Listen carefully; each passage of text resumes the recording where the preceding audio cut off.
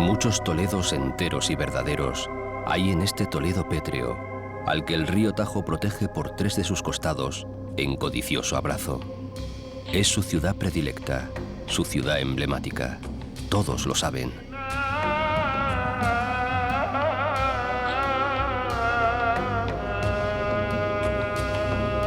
Uno de esos Toledos es ciertamente el que miró con apasionado ahínco el pintor cretense que aquí vivió durante más de 30 años, con más amarguras que felicidad, por cierto. Reflexionaba Gregorio Marañón, otro vecino ilustre de estos territorios. Doménicos Theotocópulos pintó el río solamente en 2 cuadros, mas para siempre, y con todas sus aguas lívidas despeñándose entre los tajos. Quizás en esos cuadros están el río y la ciudad más verdaderos. Muy diferentes en todo caso al paisaje espiritual que nos transmiten los retratos del poeta Garcilaso en sus doloridas églogas.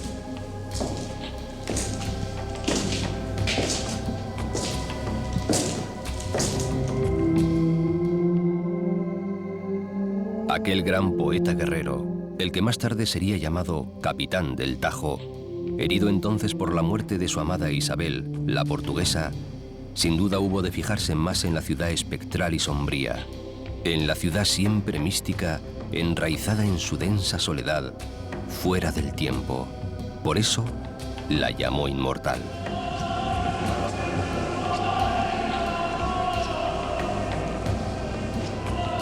Toledo es la ciudad en la que todos los itinerarios son santos, pero siempre bajo la sombra levemente ominosa que viene de los olivares, como ya intuía Marañón. Para un río solo hay una ruta transitable, la de su destino. Claro que el ilustrado médico descubre, en su pasión toledana, muchas otras posibles, por ser este río el eje de España. En Toledo, cada ruta es no una lección de historia, sino una resurrección de nosotros mismos.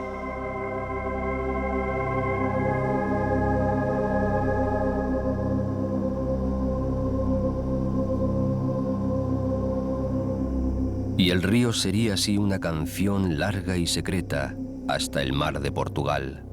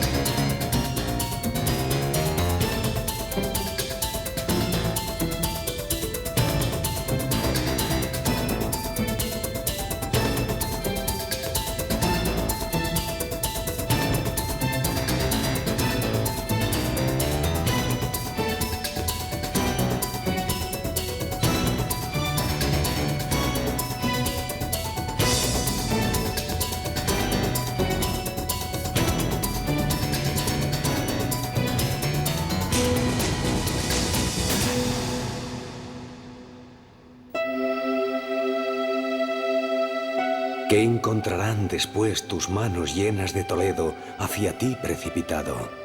Se preguntaba hace medio siglo otro poeta, José García Nieto, herido también por estos paisajes rotundos.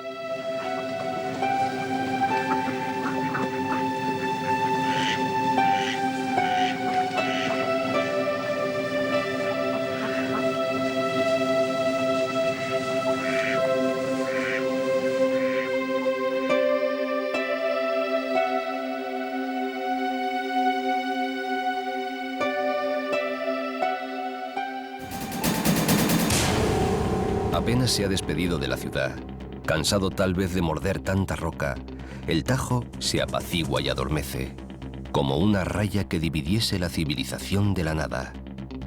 Así lo veía el viajero americano James Michener, al que le pareció tan bien que las llanuras siguientes, tan desoladas y vacías, quietas junto a los meandros del río, estaban como si acabaran de haber sido reconquistadas a los moros. La vega por la que aparece el Guadarrama desmiente hoy aquella impresión de soledades. Un Guadarrama cargado también de muchos castigos, que baja con sus aguas aromatizadas por los pinos de la sierra madrileña de su nombre, solo cuando se lo permiten los muchos pueblos que ha visitado en su apresurado descenso.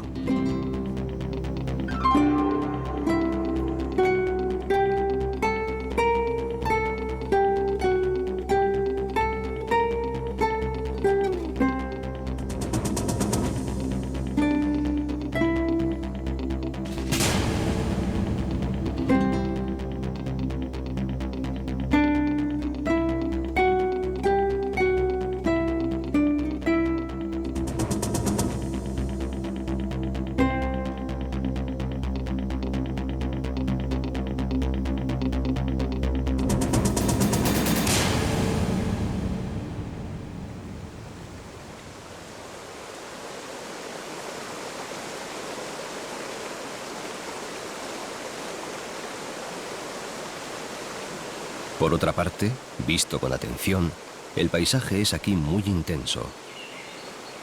Las barrancas de Burujón, un poco escondidas en la margen derecha, forman una bronca letanía de cárcavas y cortados que asombran en la ondulada llanura.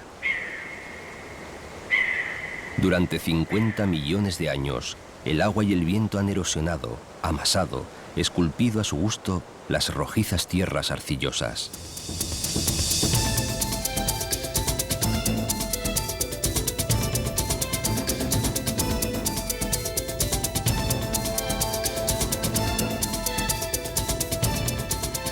Tierras sedientas que se inclinan y se despeñan sobre el cauce del río represado, que caen en el gran remanso azul de Castrejón, el primer embalse de la nueva etapa. Saltan y parpadean sobre las aguas, según a qué horas, insólitos colores y hasta siluetas atrevidas y raras formas que nacen del poderoso farallón y de los ásperos barrancos. Buen hogar para tantas aves conocidas que encuentran mucha comida en el entorno. Si acaso, el Tajo hubiera podido caer en viejas arrogancias o pretensiones desmedidas, entregarse de nuevo a saltos de vértigo, a bramidos y rápidos temibles, pero la mano del hombre lo obliga otra vez a atascar su freno, a domesticarse y tornarse civil y utilitario.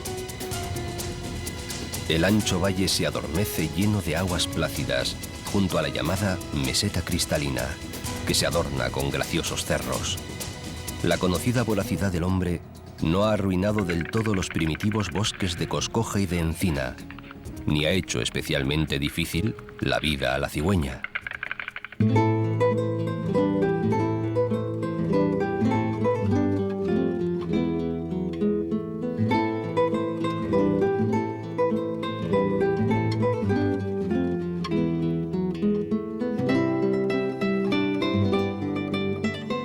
Fiel a su carácter asustadizo y a los tintes literarios que ha adquirido en Toledo, refresca el Tajo, aunque a la debida distancia, la muy noble Puebla de Montalbán. Por haber sido propiedad de los caballeros templarios, monjes y guerreros, le quedan a la Puebla muchos tesoros antiguos, algunos arremolinados en su preciosa Plaza Mayor.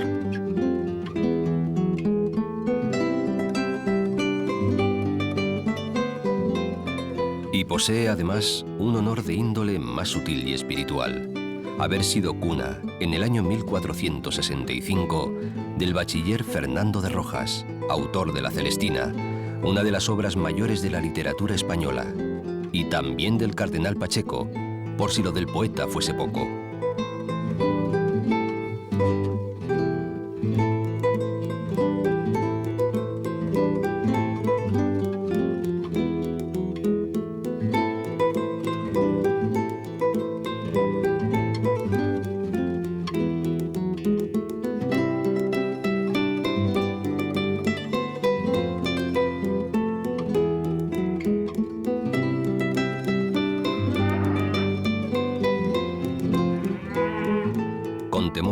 tal vez a hundirse en los montes de Toledo, territorio granítico y bravo, muy rico en pobladuras gratas y en parajes admirables, el río se entretiene en sus meandros, regando huertos, llenando embalses.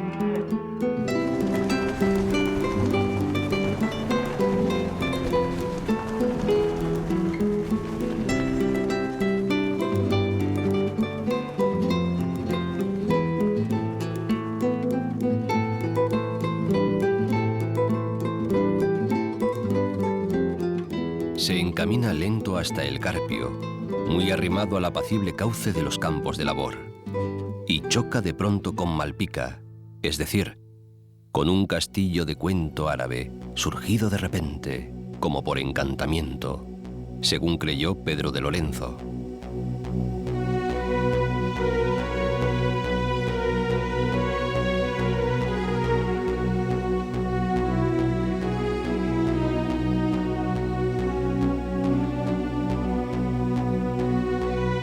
Fue toda esta zona fronteriza de defensa ante el Islam y estuvo erizada de castillos, muchas veces, sobre el curso de los ríos.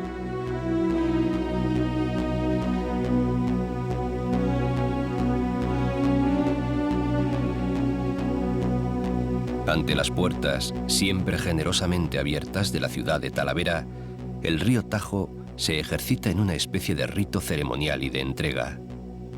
Las aguas se salen de madre, crean islas y arenales, se fijan a algunos taludes, dan alimento a bosquecillos de chopos. Por encima de los meandros se despliegan las barrancas que acogen Monte Bajo, Rañas y Reinos de la Retama. Es el umbral de los montes de Toledo, territorio de la Jara. Como el sitio es encrucijada de caminos, cruce de antiguas cañadas y de rutas comerciales, se proveyó muy pronto de grandes puentes. Uno de ellos, el de Santa Catalina, que llaman viejo, suele hacerse pasar por romano, aunque su cuerpo actual es del siglo XV.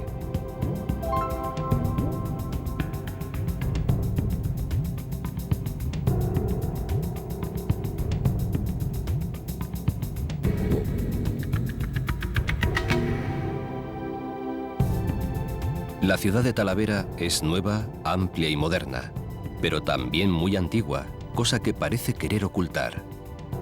Muchos siglos y algunas guerras, sobre todo las de Reconquista, las napoleónicas y las carlistas, con la frecuente ayuda de las grandes avenidas del río, acabaron aplastando el Alcázar Moro, los 3 recintos amurallados y otros edificios de empaque.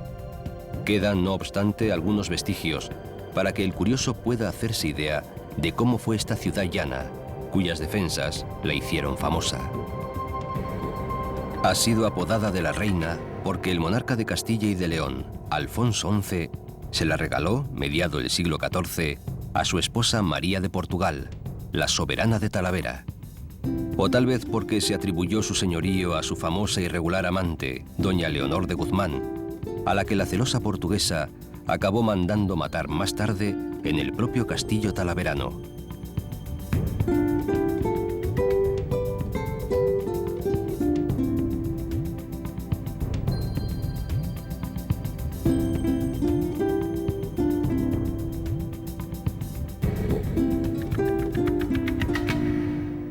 Claro que la ciudad también ha sido conocida como de los arzobispos, por el mucho trajín de estos que aquí hubo, especialmente de los de la Silla de Toledo.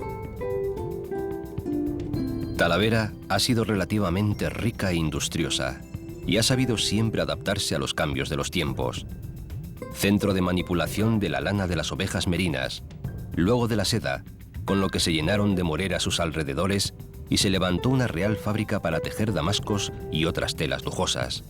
Más tarde aposento de alfares, que se nutrían de las arcillas y tierras ferruginosas de los alrededores, que cocían con carbón de los montes de Toledo.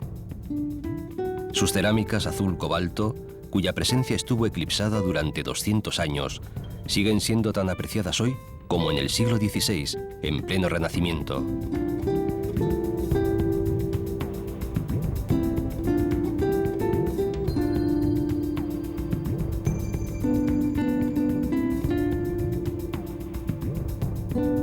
Literatura y tauromaquia, en fin, tienen en la ciudad hitos propios.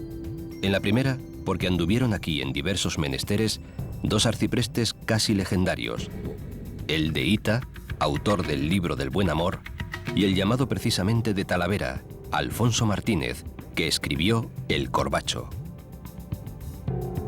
Pero además, de Talavera fue al parecer alcalde mayor, aunque por poco tiempo, el bachiller don Fernando de Rojas, el urdidor genial de la tragicomedia de Calixto y Melibea, natural de la Puebla de Montalbán, que ya visitó el río.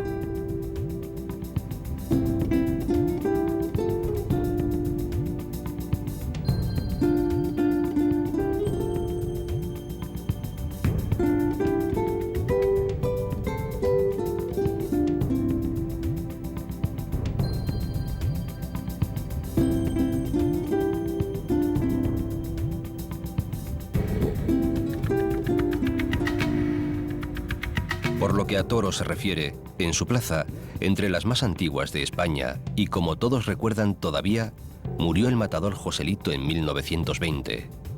Confesaba Gerardo Diego. Y todo cesó al fin porque quisiste. Te entregaste tú mismo, estoy seguro. Bien lo decía en tu sonrisa triste, tu desdén hecho flor, tu desdén puro.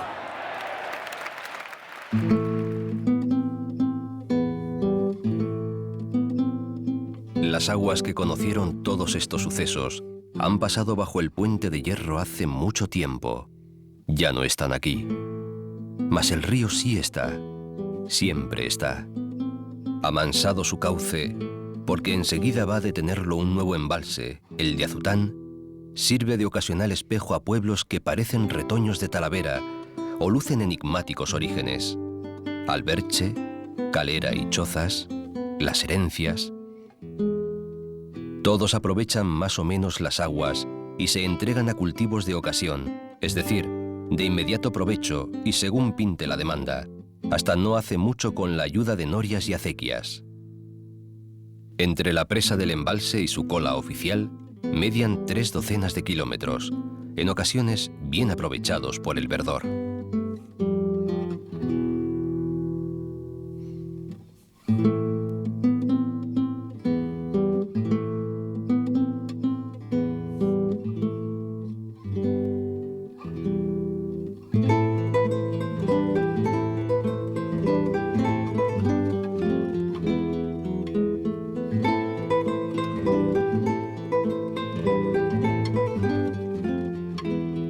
Un río modesto, llamado Jévalo, se desenvuelve entre las Rañas, camino del embalse de Azután, junto a las rampas de Paniagua.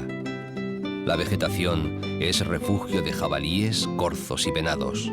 En algunos lugares, esa vegetación de carácter mediterráneo se torna doméstica y productiva, es decir, aparecen rodales de pinos, castaños y olivos. En la otra margen del río, donde dicen Jara Baja, no mejoran el carácter y el provecho de las tierras. Son también broncas, abrasadas, pedregosas, agrestes de espinas, mordidas de soledad.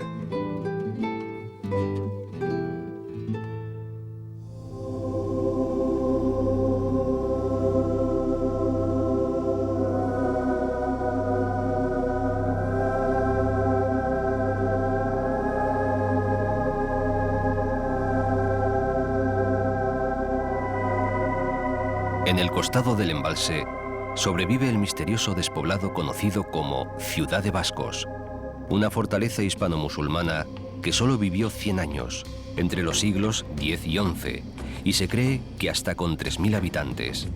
Su nombre, su existencia y su desaparición continúan siendo un misterio.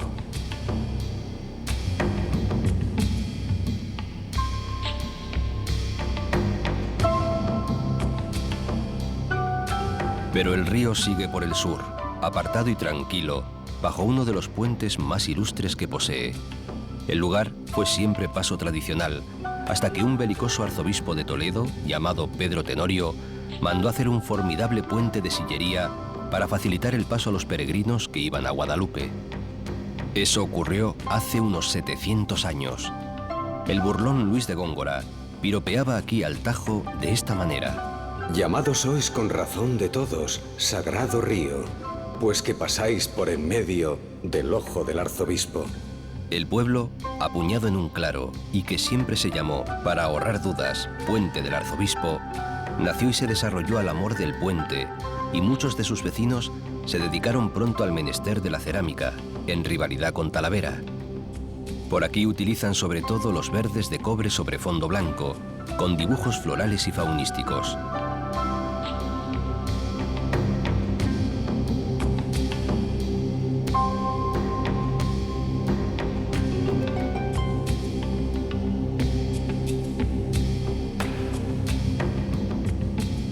Es la elegante Puebla de Oropesa, un largo mirador sobre el vasto campo Arañuelo, al borde de Extremadura, a la que el río renuncia a aproximarse, aunque apenas dista una docena de kilómetros al norte.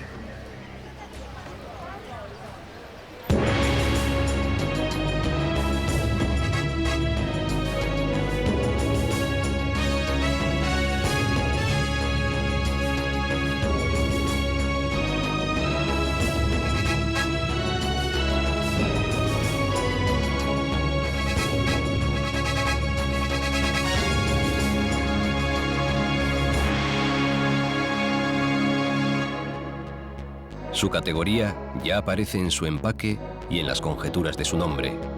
Cuentan que si hubo en los alrededores una explotación de oro, que si con oro se pagó a los mahometanos el rescate de una bella cristiana, que si el mismo Hércules en persona fundó el caserío en lo alto de una colina pizarrosa. Realmente empieza a saberse del lugar bien entrada la Edad Media, cuando son sus dueños los Álvarez de Toledo. Isabel la Católica les concede título de condes, y uno de ellos alcanza el cargo de virrey del Perú. De entonces son sus mejores recuerdos, 2 castillos, o castillo y palacio unidos. Una parte, la del Palacio Condal, fue convertida hace 70 años en parador de turismo.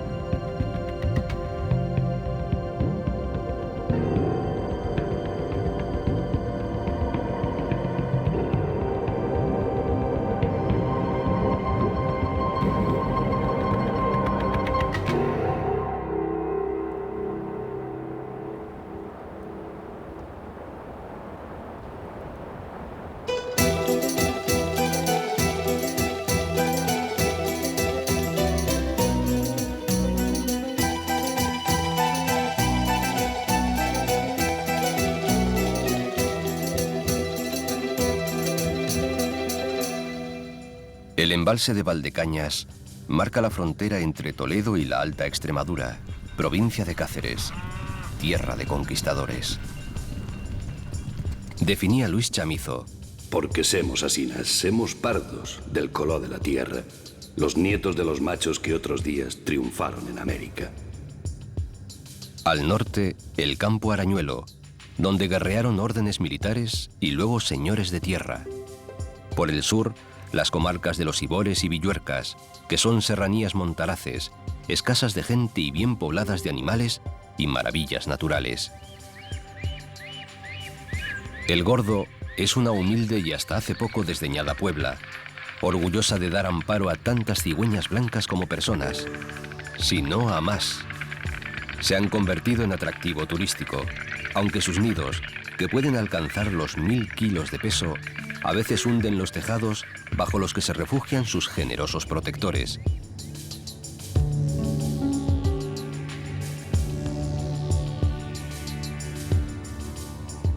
También escasa ha sido la gente que se asentó en la llamada Campana de la Mata, tierra comunal sembrada de alquerías por pastores abulenses que se agruparon en un concejo rural.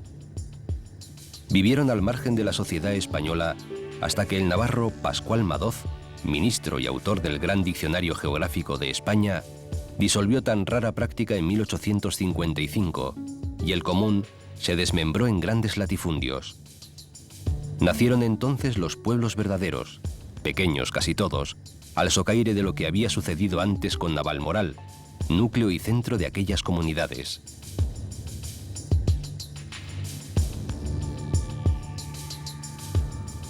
Los demás pueblos han ido viviendo propias vidas. Peraleda, Millanes, Torviscoso, Valdeúncar.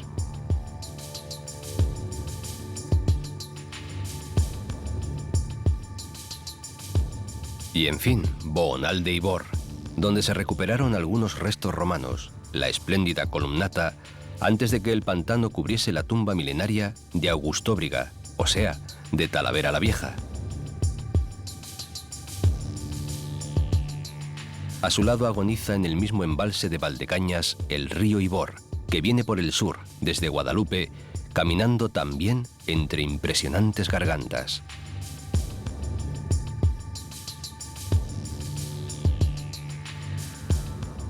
Enseguida contiene el río sus energías ante un nuevo embalse, el de Almaraz.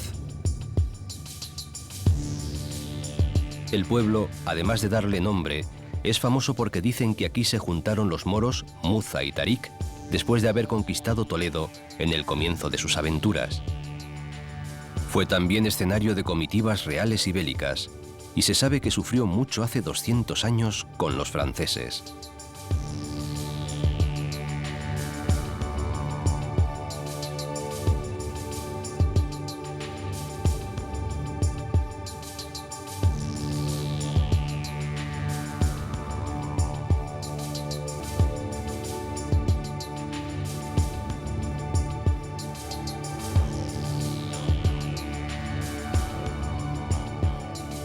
Los territorios que el Tajo visita a continuación parecen haber estado siempre vacíos de humanos.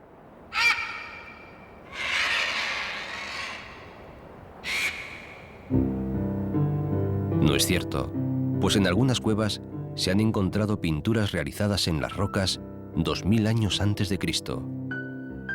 Ahora, agrupados alrededor del río y en el mismo centro geográfico de la provincia de Cáceres, forman el Parque Natural de Monfragüe.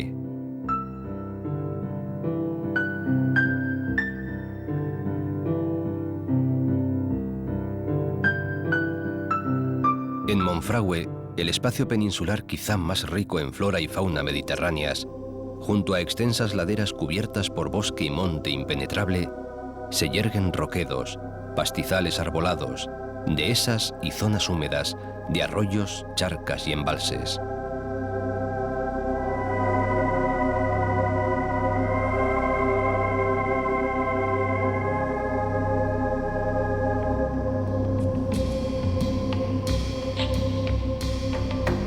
No se trata de una sierra de gran espectáculo, de un macizo imponente, de un paraje soberano y grandioso, pero es un auténtico refugio. De ahí su fama en toda Europa y su atractivo. Linces y águilas imperiales, buitres y cigüeñas negras, gatos monteses y jinetas, animales todos ellos en peligro de extinción, sobrevuelan las ruinas del viejo castillo árabe o cazan y se alimentan en el denso bosque de alcornoques, madroños, jaras, arces, lentiscos. Los caballeros de Monte Gaudio, habitantes posteriores de la fortaleza, trajeron de Jerusalén la imagen de una Virgen negra, supuestamente esculpida por San Lucas, que todavía se venera en la ermita aledaña.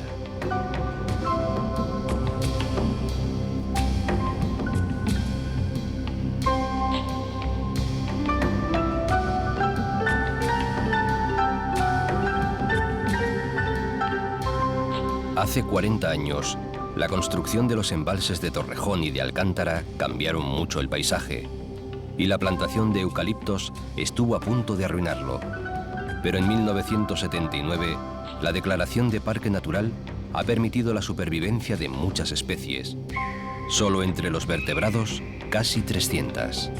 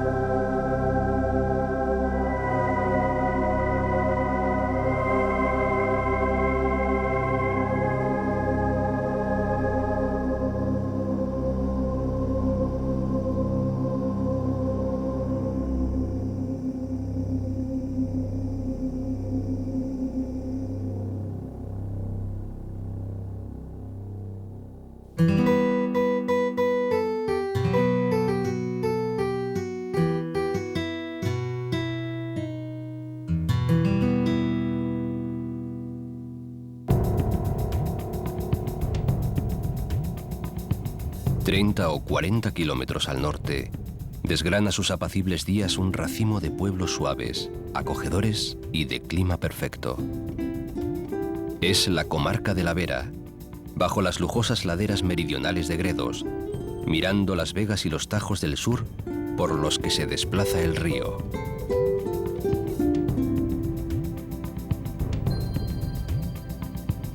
Primero, Jaraiz, dinámica capital comercial de la comarca.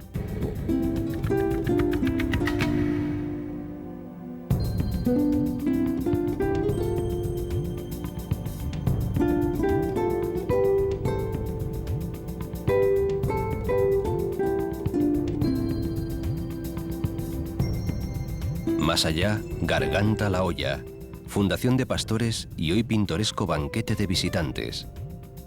Cuentan aquí una historia macabra de una tal Isabel de Carvajal que huyó del matrimonio y luego se dedicó a seducir varones para asesinarlos.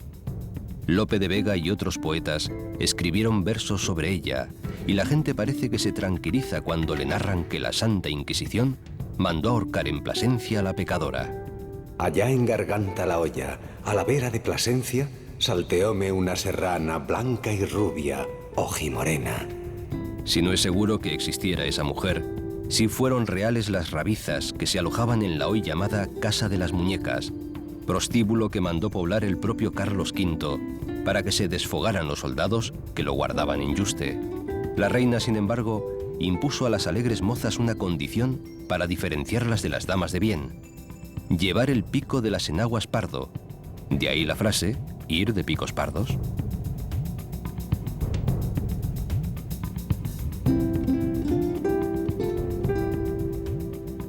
Yuste, el monasterio, queda a un tiro de piedra, en un paraje de verdad manso, solitario y apacible, término municipal de Cuacos, donde pasó la infancia el bastardo Juan de Austria, el intrépido Jeromín.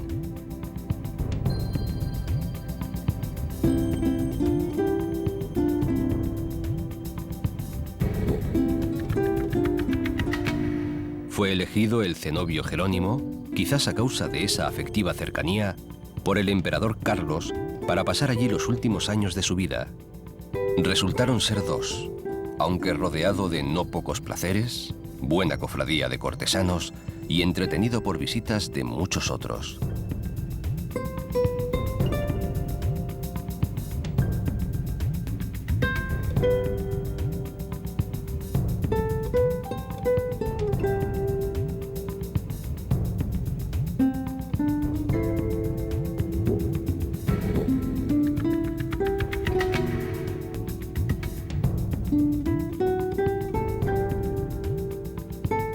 Cuacos, con sus placitas, callejuelas secretas y fuentes, es una de las aldeas más cautivadoras de la Vera.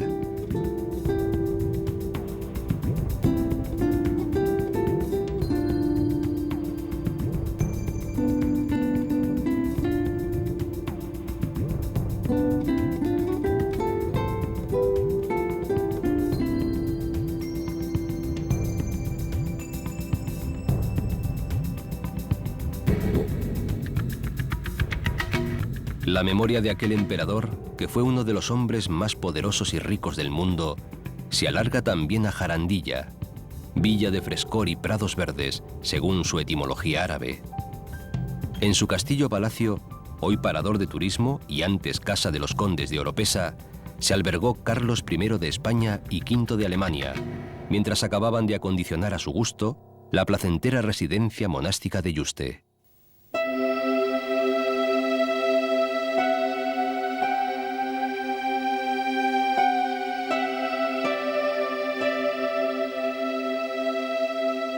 Plasencia, en el extremo occidental de estos valles y sierras, junto al río Jerte, tiene otro carácter.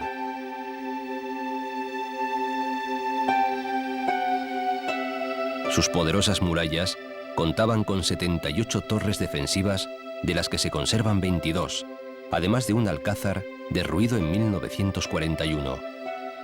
Su carácter y espíritu militar llevó a los caballeros placentinos a ser partícipes en grandes batallas y hechos militares: Alarcos, las Navas de Tolosa, la Reconquista de Sevilla.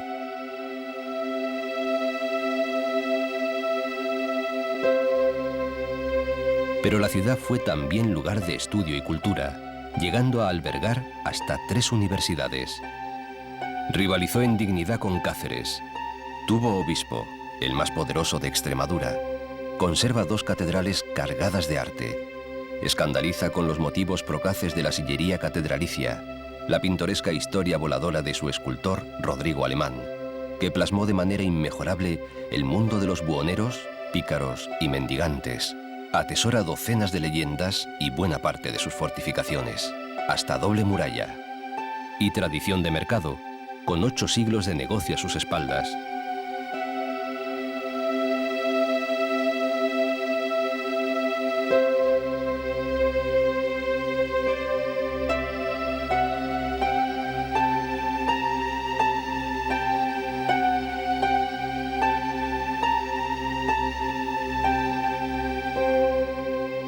Un envidiable empaque corporal y legendario de ciudad sólida, bella y religiosa, entre las primeras de las muchas que hay en Extremadura.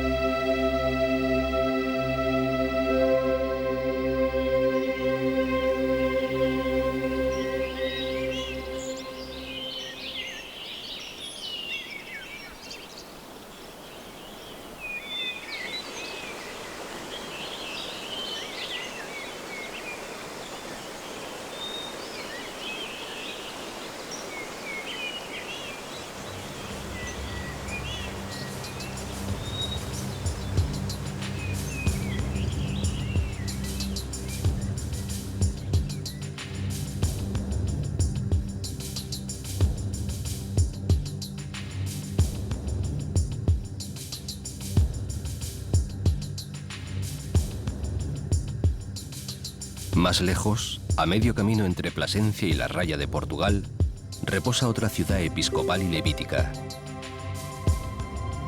Se trata de la pequeña ciudad de Coria, joya escondida entre dehesas y sierras, propietaria de formidable catedral, de castillo y muralla romanos, clásicas puertas de acceso, amables e intrincados rincones callejeros.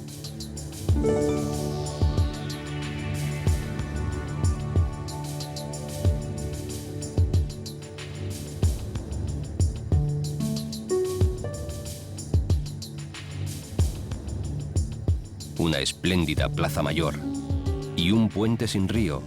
El Alagón sufrió rara deriva hace 3 siglos. Es una de las muchas cunas peninsulares del mítico guerrero Viriato.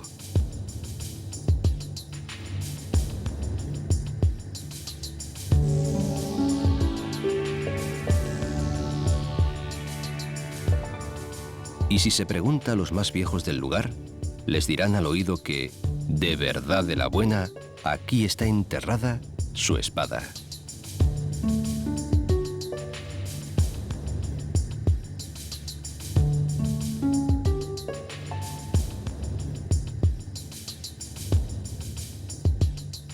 Pero injusto sería, rondando por las vecindades del Tajo, desdeñar a la población señera, eje y alma de todas estas ciudades memorables.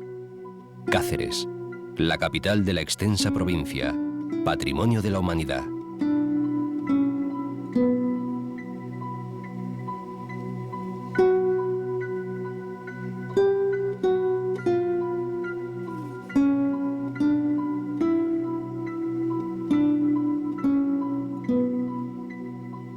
Queda apenas a 2 docenas de kilómetros del río, a mediodía, aupada sobre un barranco, desbordante de palacios, iglesias, murallas romanas, torres moras, plazas insólitas. La defienden castillos lejanos y la buscan todos los caminos.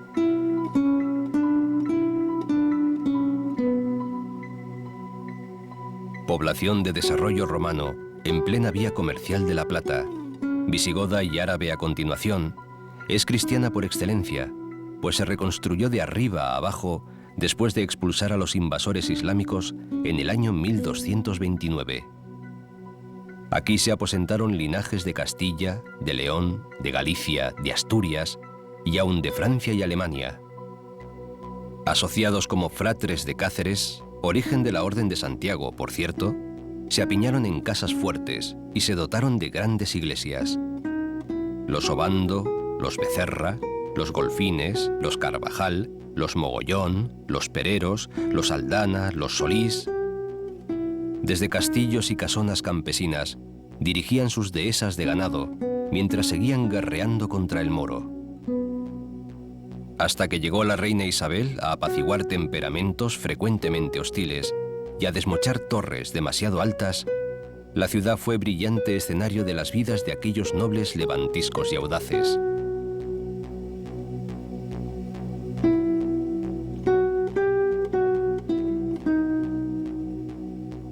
De aquel tiempo perduran muy bien cuidadas las más sólidas huellas, en piedra dorada, de su orgullosa y arriscada existencia.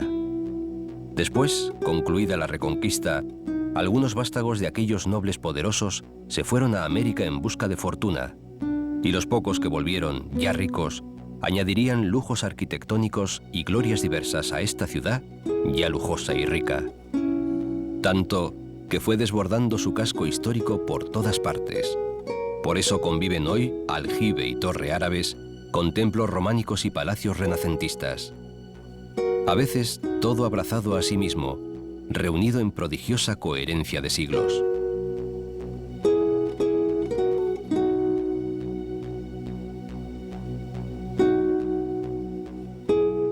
Como en toda Extremadura, serían las rachas de pobreza que empezaron ya hacia el año 1600 y continuaron en los siglos siguientes, las que más ayudarían a que se mantuvieran en pie tantos tesoros, a que se conservara tanto el esplendor antiguo.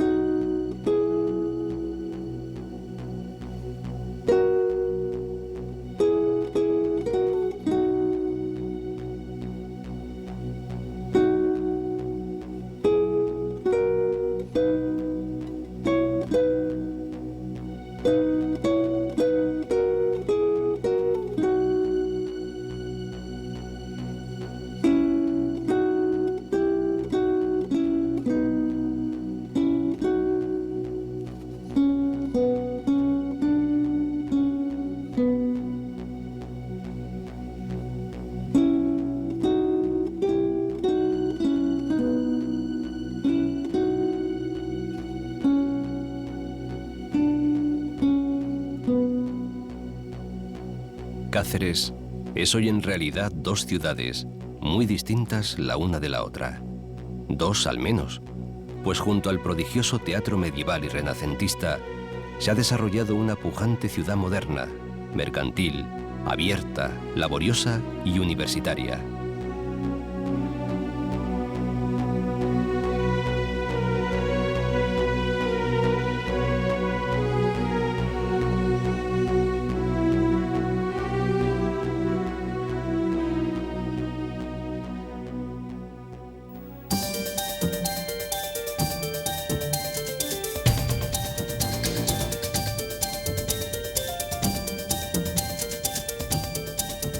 El río que nos lleva ahora por el corazón de Extremadura sigue su paso invencible. Casi en línea recta de sur a norte desde Cáceres, se abre el segundo embalse de Alcántara. Y entre los pueblos que abrevan en estas aguas, luce con especial donosura Garrobillas, su plaza porticada, irregular y perfecta como un claustro misterioso, y la gran iglesia. Algunos tesoros de tan hermoso pueblo solitario quedaron sumergidos bajo las aguas, como parte del famoso y enorme puente romano de Alconétar, luego rescatado aguas arriba de su emplazamiento, y casi todo el castillo romano, árabe y templario de Rochafrida. La tremenda inundación del Tajo, obligado por los hombres, causó esas penalidades.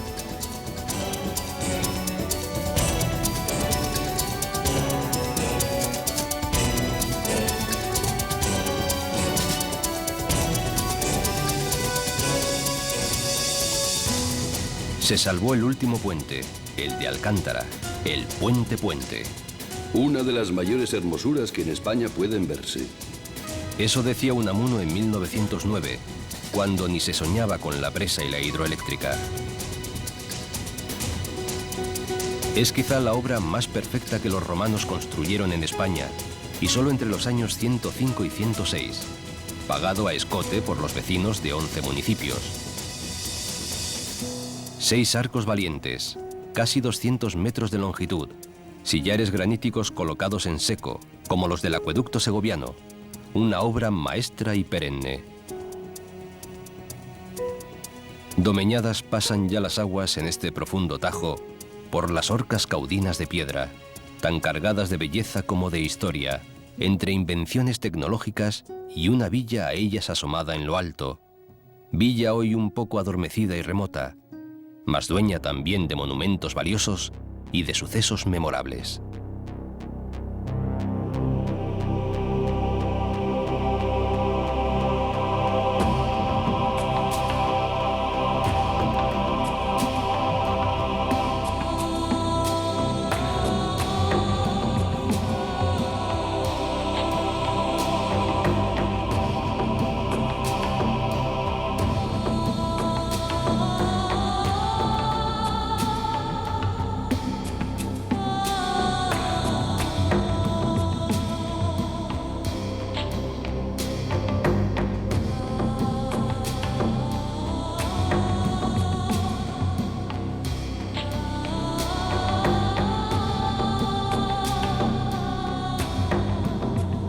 Y todavía el río mantiene su larga canción controlada y sin fin, de tan distintos versos y tan variados compases, ahora marcando frontera entre España y Portugal, durante todavía medio centenar de kilómetros, hasta el embalse rayano de Cedillo. Por la vacía Sierra de Santiago, camina más solitario que nunca, abrumado quizás por el peso de tantas historias, de tantas leyendas vividas. Claro que eso viene a ser un buen río, el eje, el espinazo de la historia y de las leyendas de los hombres.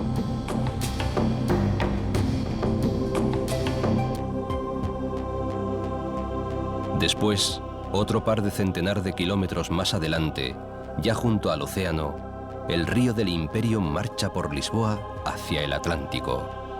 Insistía Unamuno. El recio luchador bien merece aquella su augusta y majestuosa muerte.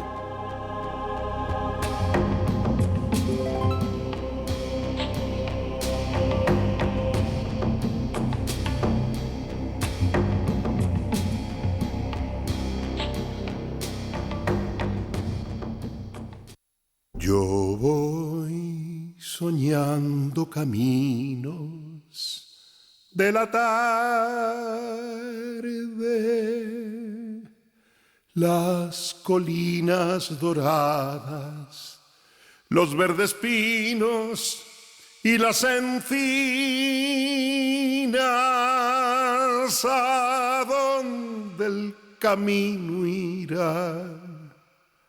¿A dónde el camino irá? Yo voy cantando viajero a lo largo del sendero, la tarde cayendo está, la tarde cayendo está.